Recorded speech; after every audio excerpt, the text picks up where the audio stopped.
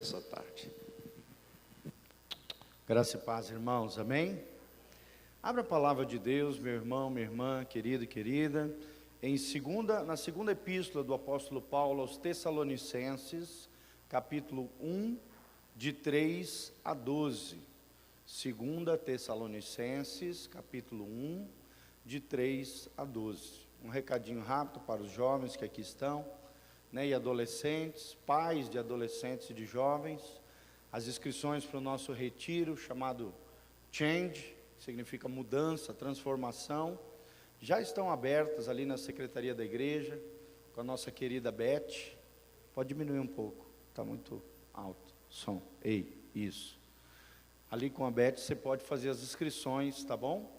Será muito bem-vindo até o dia 30 de janeiro, uma inscrição com desconto, com todas as refeições inclusas, vai ser uma bênção. Se eu fosse você, eu não ficaria de fora, tá bom? Segunda epístola de Paulo aos Tessalonicenses, 1, de 3 a 12. Está dando microfonia ainda. Som, som. Vamos lá. A palavra de Deus fala em 2 Tessalonicenses 1, de 3 a 12. Sempre devemos, irmãos, dar graças a Deus por vós, como é justo, porque a vossa fé cresce muitíssimo, e o amor de cada um de vós aumenta de uns para com os outros, de maneira que nós mesmos nos gloriamos de vós nas igrejas de Deus, por causa da vossa paciência e fé, e em todas as vossas perseguições e aflições que suportais. Prova clara do justo juízo de Deus, para que sejais havidos por dignos do reino de Deus, pelo qual também padeceis. Se de fato é justo diante de Deus, que deem paga tribulação aos que vos atribulam, e a vós que sois atribulados, descanso conosco, quando se manifestar o Senhor Jesus, desde o céu, com os anjos do seu poder, com labareda de fogo, tomando vingança dos que não conhecem a Deus, e dos que não obedecem ao evangelho de nosso Senhor Jesus Cristo, os quais, por castigo, padecerão eterna perdição, longe da face do Senhor e da glória do seu poder, quando vier para ser glorificado nos seus santos, está se referindo a Jesus, e para se fazer admirável naquele dia, em todos os que creem, porquanto o nosso testemunho foi crido entre vós. Por isso também rogamos sempre por vós, para que o nosso Deus vos faça dignos da sua vocação, e cumpra todo o desejo da sua bondade, e a obra da fé com poder, para que o nome do nosso Senhor Jesus Cristo seja em vós glorificado, e vós nele, segundo a graça de nosso Deus e do Senhor Jesus Cristo. Amém? Feche os seus olhos, coloque a mão no seu coração. Pai, nós estamos aqui na Tua presença gloriosa, falamos acerca da fé perseverante, da fé que resiste, da fé que triunfa, da fé vencedora. Pai, nós estamos aqui, abrindo o nosso coração para Deus, a Tua palavra bendita. Senhor, obrigado pelas Escrituras, obrigado pela Tua palavra maravilhosa, que consola o nosso coração em meio à dificuldade, à luta, aos problemas. O Senhor nos dá sabedoria, graça, direção, provisão, consolo, libertação, cura, restauração. A Tua palavra, o Senhor, a Tua presença, como nós cantamos, gloriosa, abençoadora, é toda a provisão necessária que nós necessitamos nessa vida, nessa terra. O Senhor é o centro do nosso coração, o Senhor é o centro do universo, o Senhor é o centro da nossa existência, e em Ti que estamos confiados, Pai. Dá-nos uma fé inabalável, uma fé triunfante, uma fé vencedora, Pai. Prepara os corações para ouvir a Tua palavra, Pai. Usa o Teu servo debaixo da Tua graça e misericórdia. Eu me coloco diante da total dependência do Teu Espírito, não sou nada sem o Senhor. mas quero ser boca de Deus nessa tarde, para a glória de Deus, em o nome de Jesus, amém e amém. Fé perseverante, ou fé que persevera, esse é o título que Deus colocou no meu coração, quando estava lendo esse lindo trecho, da segunda epístola de Paulo aos Tessalonicenses. Me chamou muita atenção o relato desse pai espiritual. Paulo foi o pai espiritual da igreja que se encontrava na cidade de Tessalônica. Dizem os comentadores da palavra de Deus, a cidade de Tessalônica era um porto, uma cidade portuária, rica, abastada, muito próspera.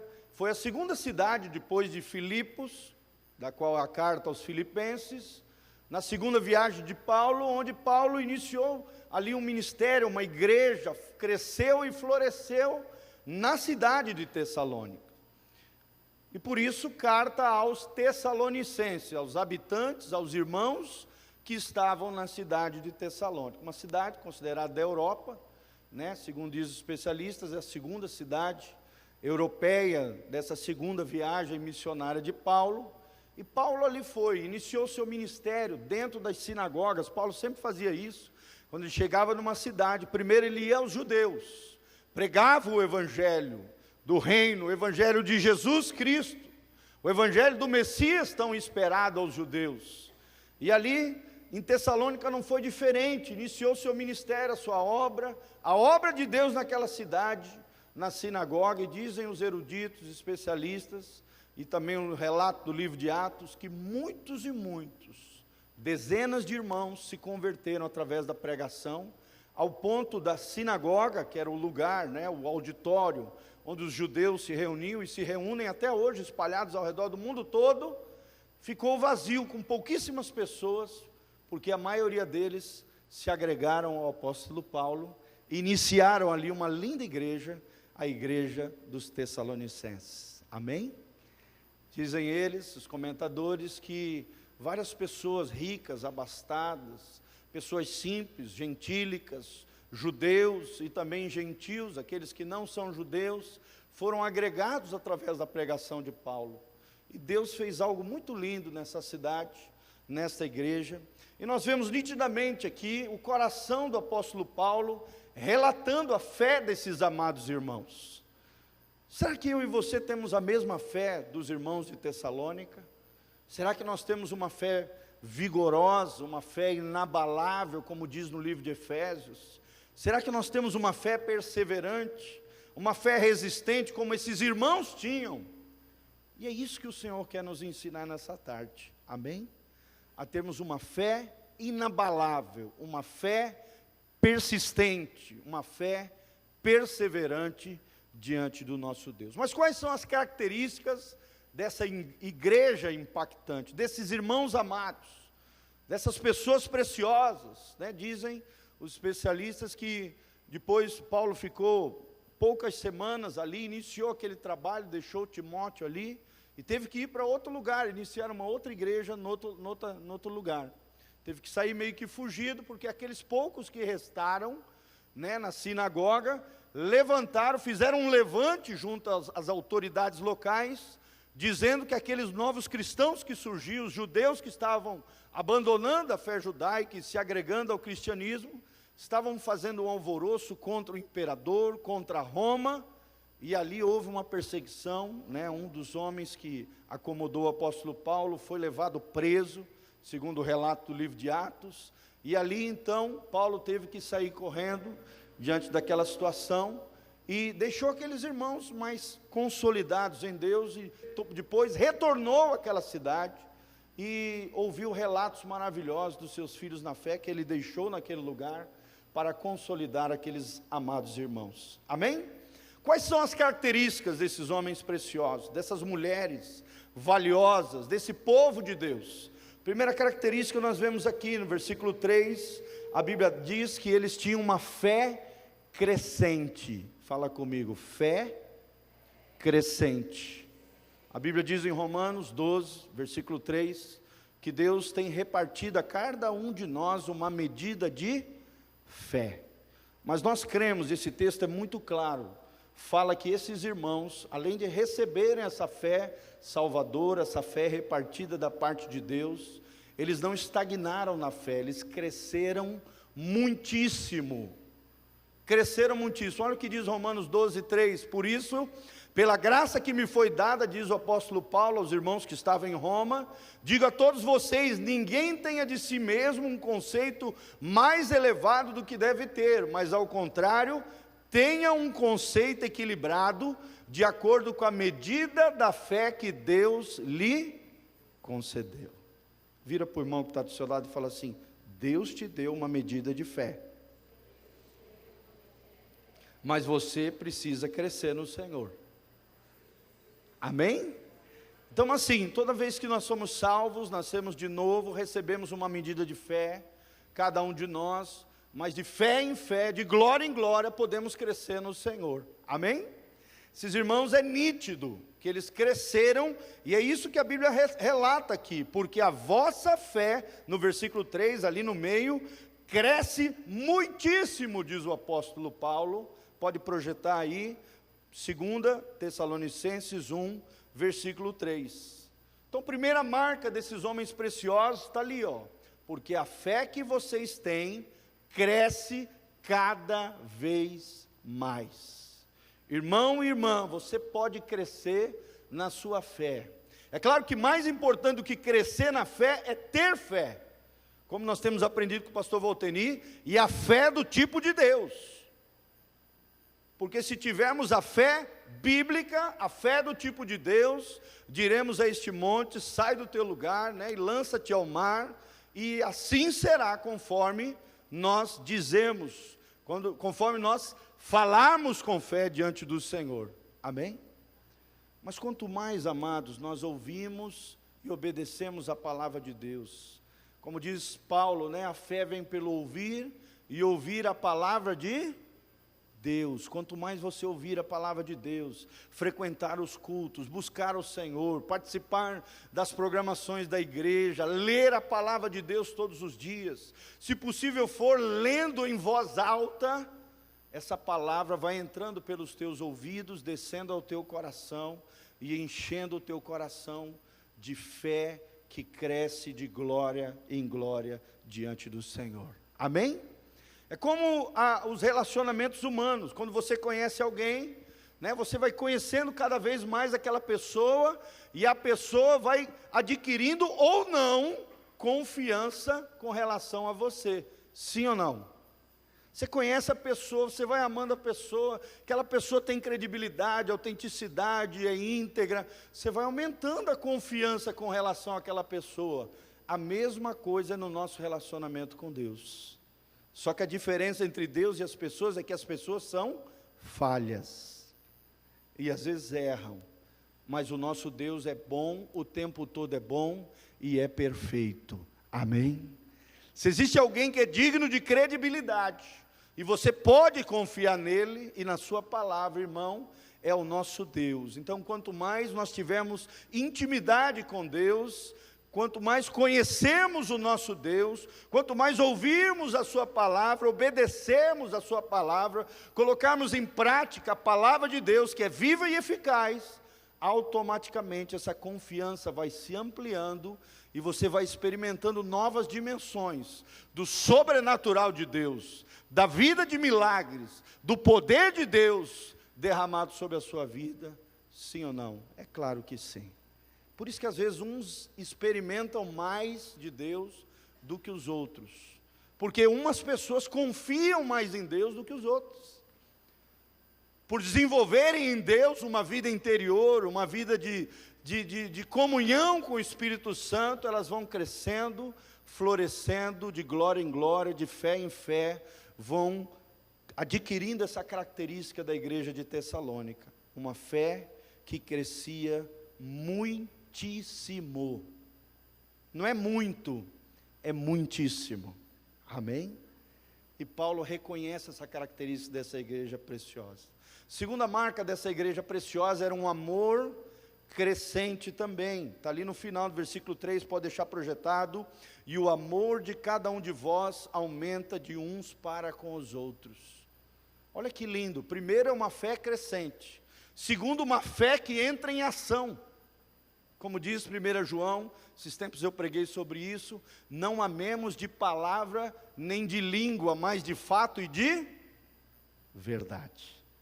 É fácil você dizer para alguém, eu te amo, né? Agora, provar o amor em ação, é o que Deus quer de mim e de você. Amém? Você pode dizer para o teu filho, né, quem é mãe e pai aqui, filho, eu te amo.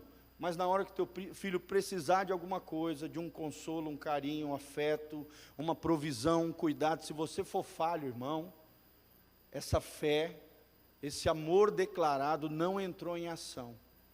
Não adianta de nada.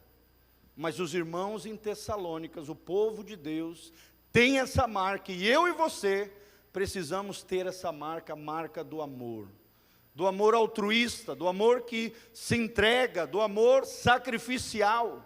Hoje a nossa geração não quer esse tipo de amor. A nossa geração só quer o amor erótico, o amor sexual, mas não o amor sacrificial.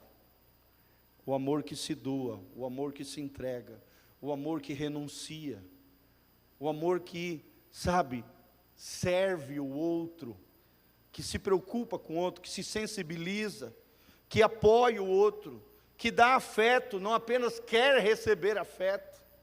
Quando a gente vai tratar com casais, geralmente é assim, né?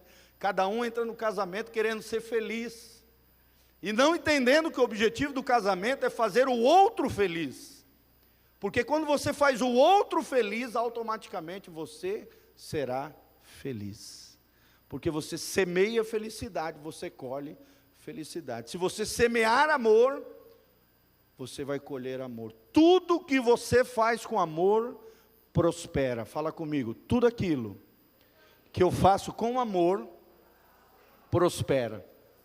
É verdade ou não, irmãos? Coloca na vida profissional isso. Todo aquele profissional que tem amor, que tem paixão pela sua profissão, ele é diferenciado. Agora, se ele está ali naquela posição, somente por ganhar dinheiro, por reconhecimento da sociedade, porque ele quer pintar de bonitinho nas revistas sociais da cidade, irmão, não vai prosperar.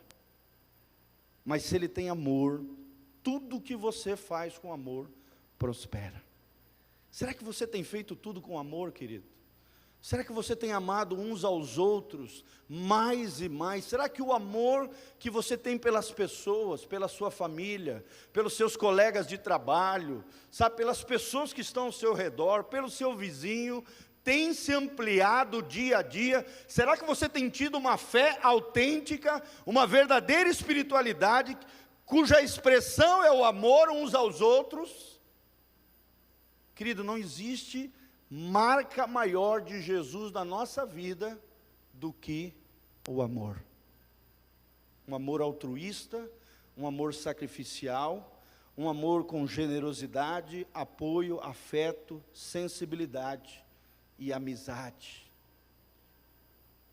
Será que você tem sido amigo das pessoas que Deus tem enviado na tua vida, que Deus tem colocado do teu lado?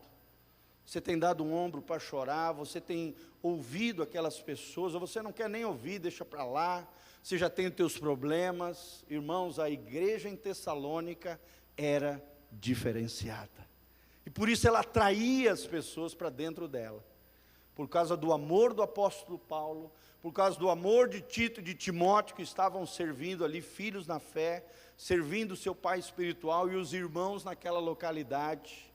Era uma igreja que amava com amor fraterno, era fé em ação, através do amor uns pelos outros.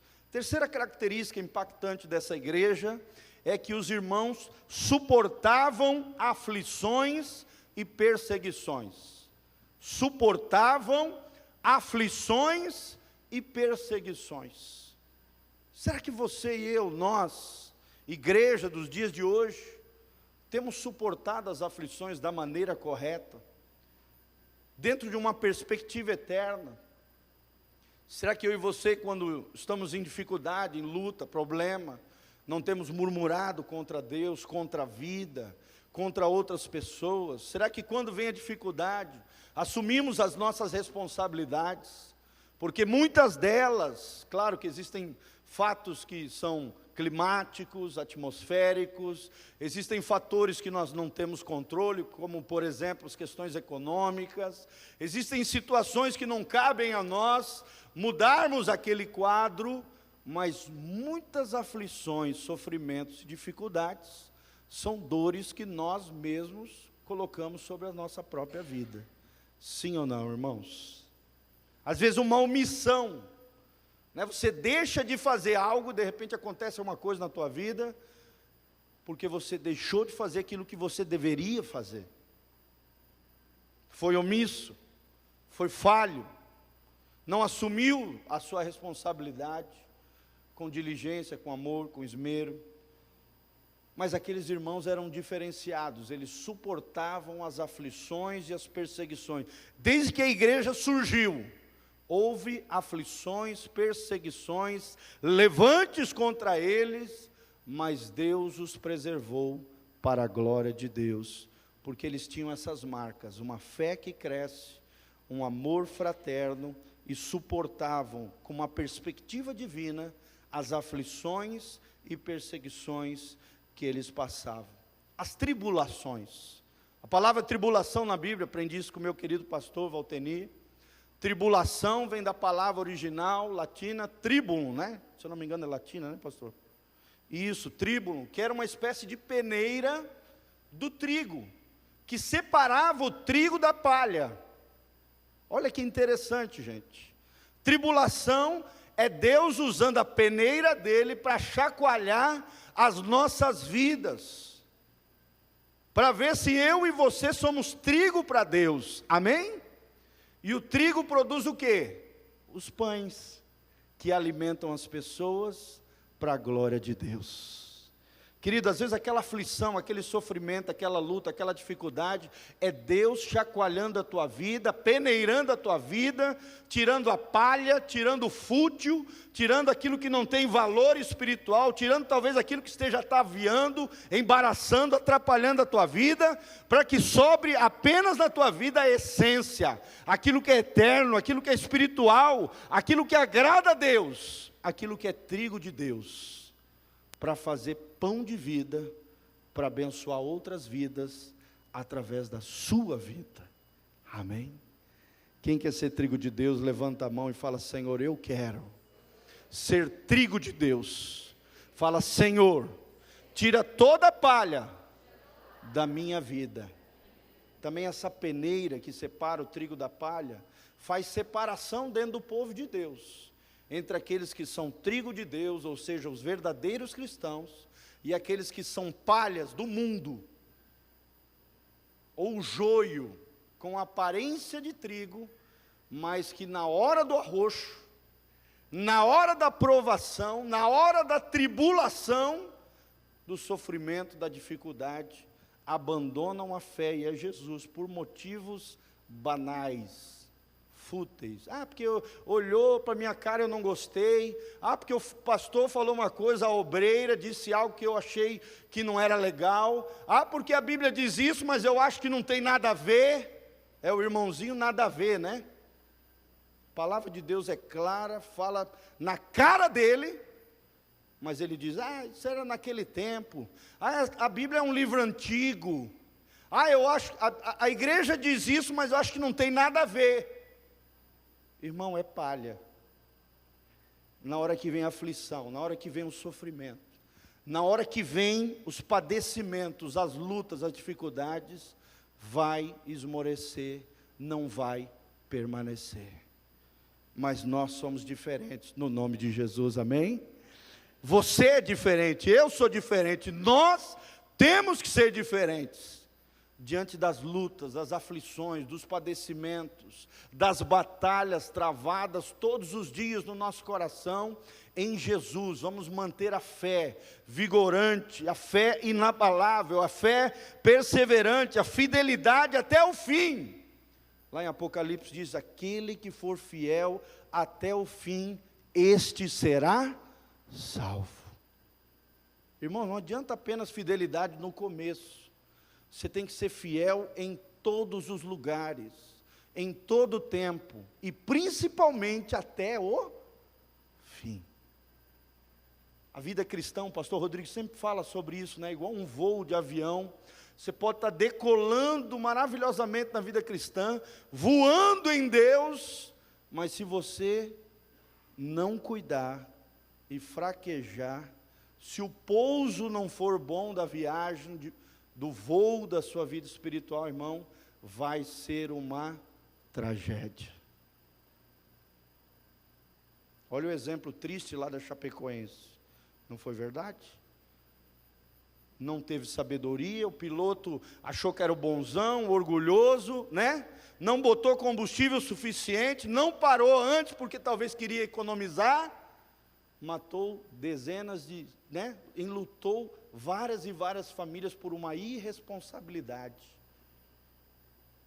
Começou bem, voou até bem, mas no final houve um imprevisto, houve uma situação, o que aconteceu? Acabou o combustível e deu aquela tragédia nacional, que todos nós sofremos e padecemos, juntamente com as famílias que ficaram enlutadas. Meu irmão, não basta voar em Deus, não basta decolar na fé, o mais importante é como você vai terminar a sua jornada com Deus, amém? E quando Deus te peneirar, você vai aceitar o tratamento de Deus, o mover de Deus, o agir de Deus, de extrair o seu melhor, não o pior, né? Porque na provação pode sair o melhor ou o pior de você. É igual o deserto, né? O deserto, ele mostra o melhor das pessoas e o pior. O que vai sair do teu coração? O que vai sair da tua boca, querido, quando você passar por um deserto, por uma situação difícil, por um momento de luta? Que tipo de reações você vai ter?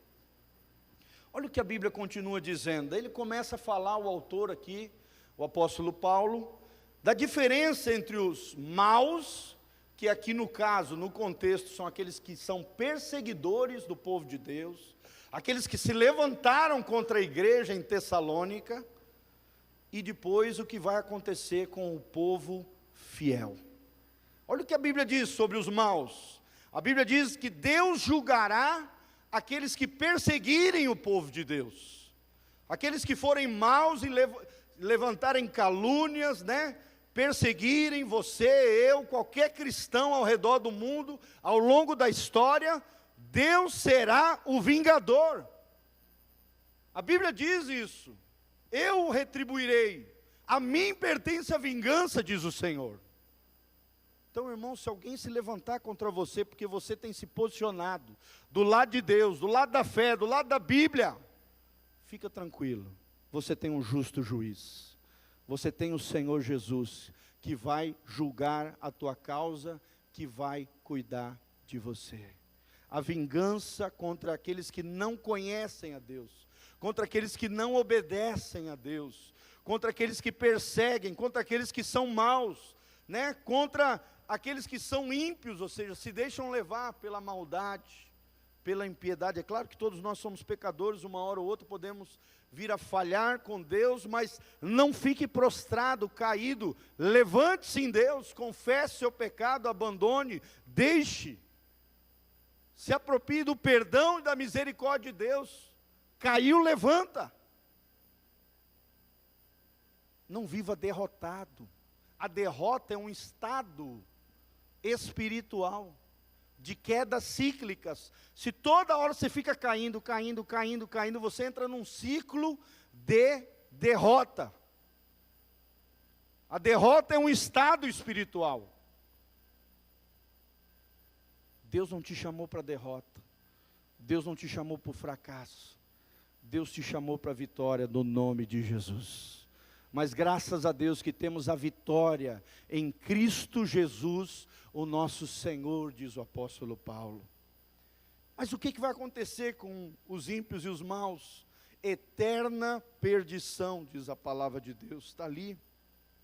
A Bíblia diz, olha, como labareda de fogo, tomando vingança, no versículo 8, dos que não conhecem a Deus e dos que não obedecem ao Evangelho do nosso Senhor Jesus Cristo, os quais quem? Os ímpios, está falando dos maus, está falando daqueles que perseguem os crentes, está falando dos inimigos de Deus, está falando dos desobedientes, está falando daqueles que promovem a ira de Deus, os quais por castigo padecerão eterna perdição. Já estão perdidos, vão ficar perdidos eternamente, longe da face do Senhor. Está aqui, ó, longe da face do Senhor e da glória do seu poder.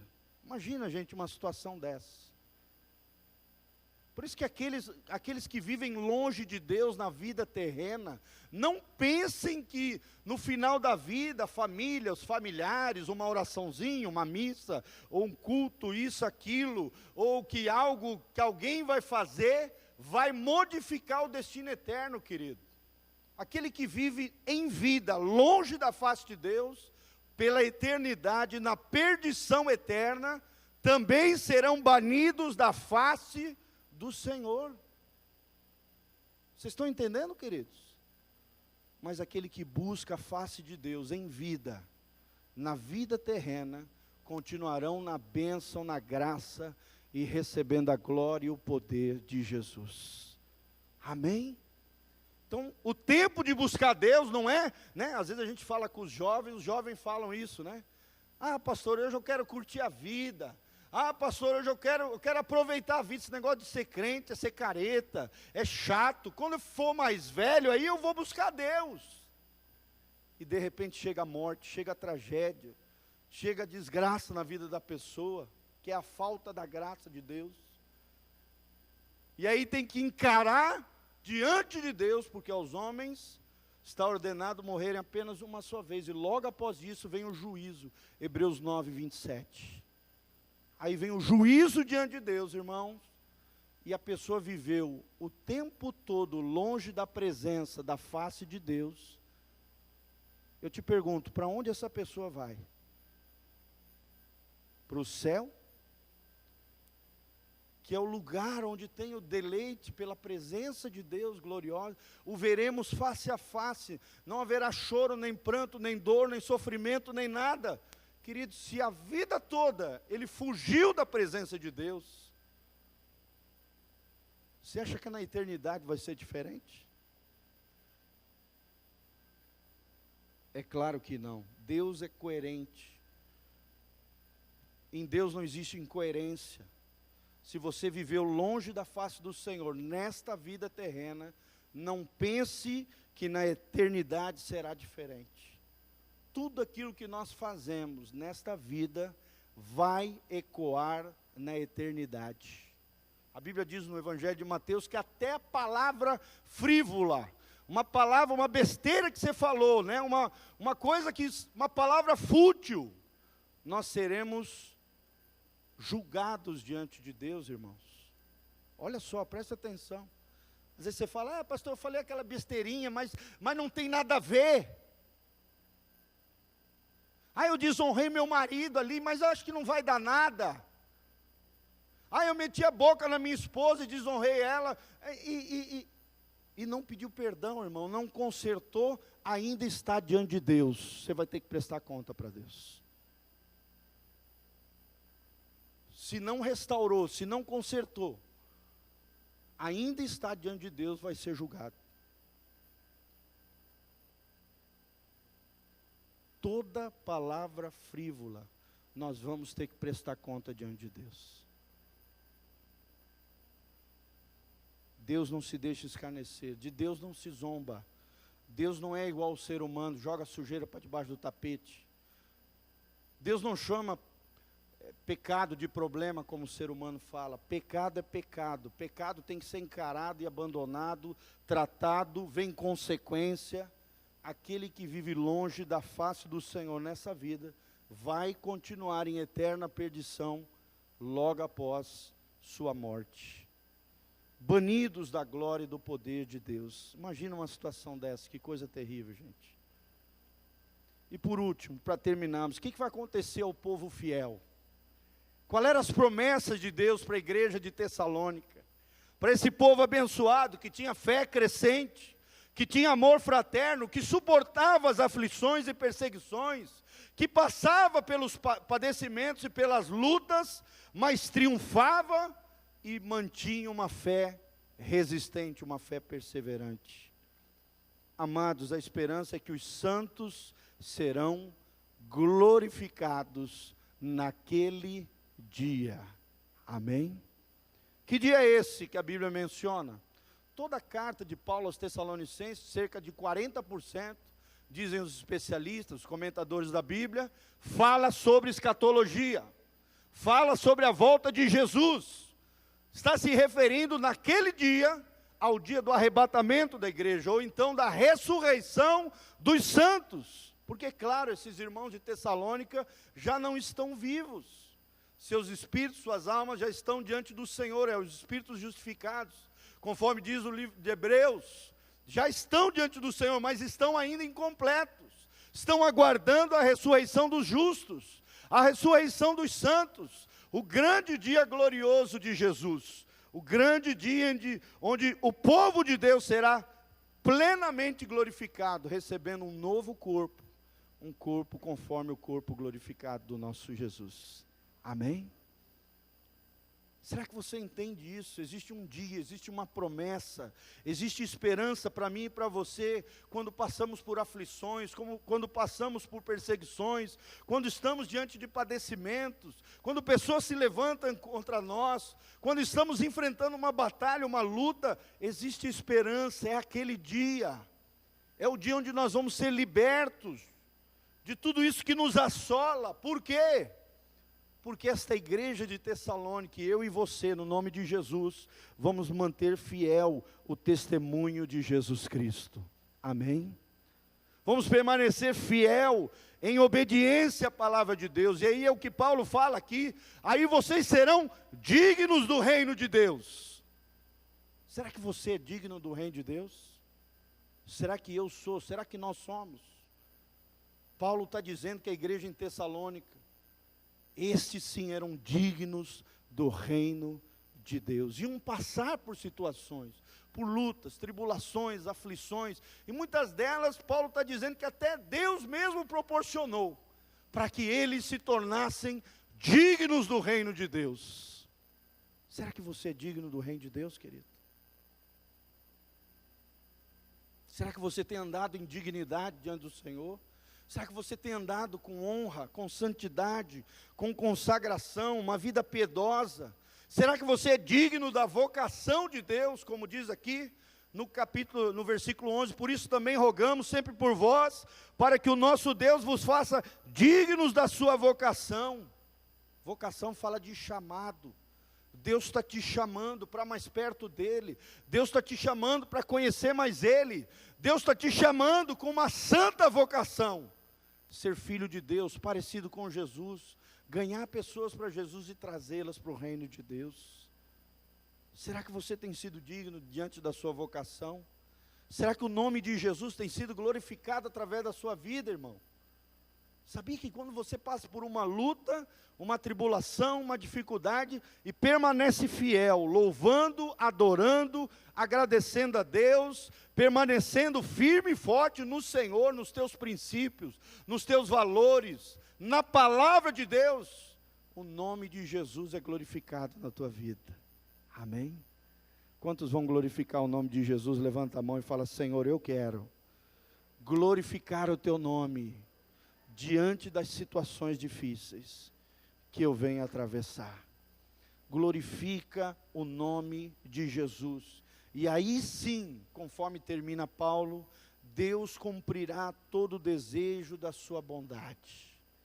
Deus vai ser bom com você, querido. Deus vai fazer coisas maravilhosas na sua vida. O que Deus tem projetado, o sonho de Deus é maravilhoso sobre a sua vida, sobre a minha vida. E tudo isso será resultado da obra de fé e do poder de Deus que em nós opera. Eu queria terminar com as palavras de Paulo: aquele que começou em vós a boa obra, ele há de completá-la até o dia de Jesus Cristo. Amém? Então fica de pé agora com essa fé renovada, restaurada, cheio de fé no coração, uma fé resistente, uma fé perseverante, uma fé abençoada, inabalável diante de Deus. Coloca a mão no seu coração. Glória a Deus. Vamos fazer o seguinte: segura na mão do seu irmão, vamos fechar os corredores, dar as mãos uns para os outros e encerrarmos com uma oração fervorosa diante do Senhor. Isso, fecha os corredores, segura na mão do seu irmão, vai fechando os olhos, começa a apresentar a tua necessidade diante de Deus agora. Creia no poder de Deus, na graça de Deus, na bênção do Senhor sobre a tua vida, irmãos. Nós cremos que a obra de fé e o poder de Deus será liberado sobre você. Amém? Louvado seja o Senhor. Feche os seus olhos. Pai, nós estamos aqui diante da tua presença gloriosa, porque cremos em Deus, no Deus da palavra, no Deus que cumpre todo o propósito estabelecido por Ele nas nossas vidas. Senhor, que não venhamos atrapalhar o mover de Deus, a ação de Deus na nossa vida, na nossa casa, na nossa família. Pai, queremos ser cooperadores no teu reino, queremos ser dignos do reino de Deus, queremos ser dignos dessa santa vocação, do chamado de Deus. Pai, queremos ser fiéis, queremos ser perseverantes, queremos ser triunfantes no Senhor, porque esta é a vitória que vence o mundo, a nossa fé, a minha fé, a fé dos meus irmãos, Senhor. Ó Deus, que a nossa fé entre em ação, através de amor fraterno, através de suportar aflições e perseguições, através do triunfo nas lutas e padecimentos. Senhor, nós te pedimos essa graça, nos capacita, nos consola, nos liberta, nos cura, nos transforma, nos direciona, Pai, nos renova. Aqueles que chegaram aqui abatidos, desanimados, fraquejando, assolados, Senhor, vai tirando todo desânimo, toda tristeza, toda mágoa, toda dor, todo rancor, todo ressentimento, todo complexo de inferioridade, toda e qualquer mesmice, apatia, frieza, indiferença, ação maligna, ação de demônios, vai caindo fora, agora, no nome de Jesus. Todo levante do inimigo, toda mentira de Satanás, todo sofisma e fortaleza, nós quebramos agora, na autoridade do nome de Jesus, desfazemos, quebramos, anulamos, despedaçamos todo jugo, todo grilhão, toda amarra, em o nome de Jesus, e declaramos as vidas livres, libertos, curados, renovados, restaurados, diante do Senhor.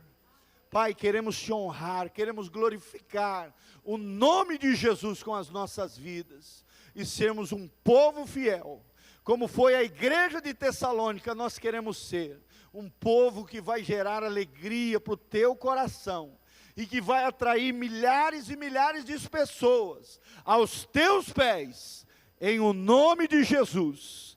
Amém e amém. Amém? Levante as suas mãos, deixa eu orar te abençoando, que o Senhor Jesus venha sobre a tua vida, com graça, paz, misericórdia, purificação de pecados, que o Senhor mantenha íntegros e irrepreensíveis o teu corpo, a tua alma e o teu espírito até a volta de Jesus Cristo. Que Deus te dê vitória, bênção e prosperidade.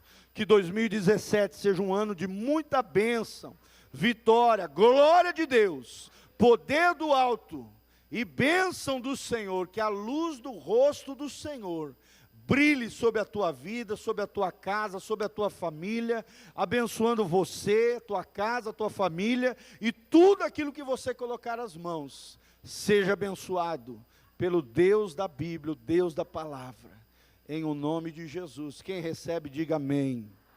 Glória a Deus. Amém? Qualquer enfermo, necessidade física, nós estaremos ungindo você na direita e na esquerda. Qualquer outra necessidade que você quiser, uma imposição de mãos, nós estaremos também orando por você.